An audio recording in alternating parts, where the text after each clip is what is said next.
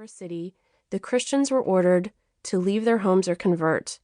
Many fled, but then had nowhere to go.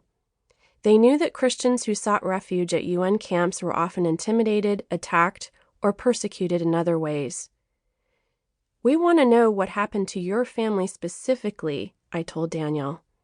"If we are going to find a safe country willing to take you in, we must know the details of your story so we can explain why these governments should help." What I didn't tell him was that Joseph and I were also vetting those we interviewed. Our job was to ensure that there weren't any elements of ISIS or other extremist groups in the mix, anyone who could pose a threat, now or in the future, to countries willing to provide them refuge.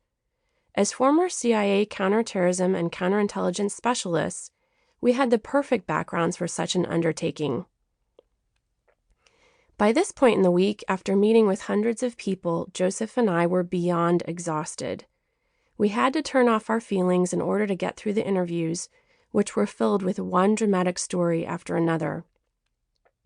We didn't have the physical or emotional bandwidth to process the depth of the tragedy these people, and hundreds of thousands like them, had endured. There was a job to do, and we had to get through it, tired or not. That is what I told myself anyway. At times, it was impossible not to respond to the utter desperation evident in so many faces. Not long before my interview with Daniel, I'd sat across from a young husband and wife. We had barely begun the interview process when their little boy began squirming on his mother's lap.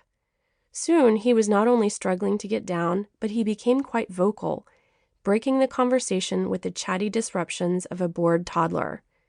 Both parents snapped at him, desperately trying to rein him in. As I read the panic in his mother's eyes, I realized how terrified they were that their son might be jeopardizing the interview. I got out of my chair, knelt down in front of the mother, took the little boy's hand in mine, and asked, "Kifik habibi, ismik eh? Kam umruk?" "How are you, my love? What's your name? How old are you?" Both parents told me his name was George, and his mother helped hold up 3 of his fingers to indicate his age. While I focused on the boy squeezing his adorably chubby cheeks, faint smiles appeared on the family's anxious faces. I grabbed a plastic toy car from the table behind me and handed it to George. As I noticed his parents visibly relax, I was struck again by the unfairness of the situation. This little boy was one of millions of Iraqis displaced by war. In a way, he was fortunate. He had lost only his home.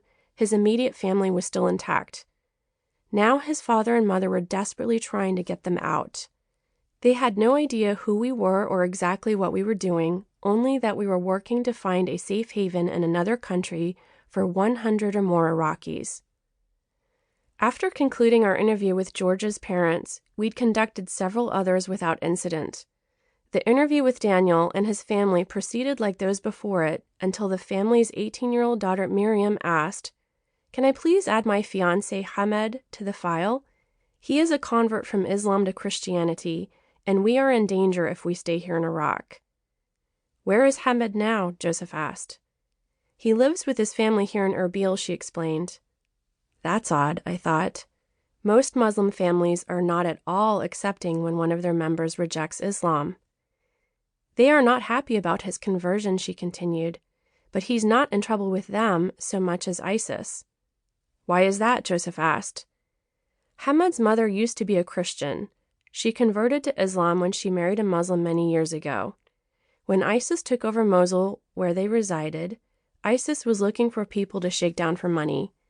Even though she was a Muslim convert, ISIS heard that she was formerly a Christian who still had Christian family members, so they kidnapped her and demanded a ransom. Hamed was frantic to free his mother, so he sold one of his kidneys. He sent the money he received to the kidnappers, and they released her. "What?" I leaned forward in my chair. "Wait a minute. Your fiancé sold his kidney to pay a ransom for his mother?" "Yes."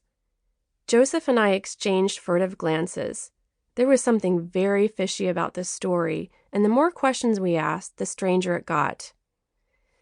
I suddenly had a flashback to my CIA days in which we'd heard some really tall tales in the debriefing room. Experience had shown that the more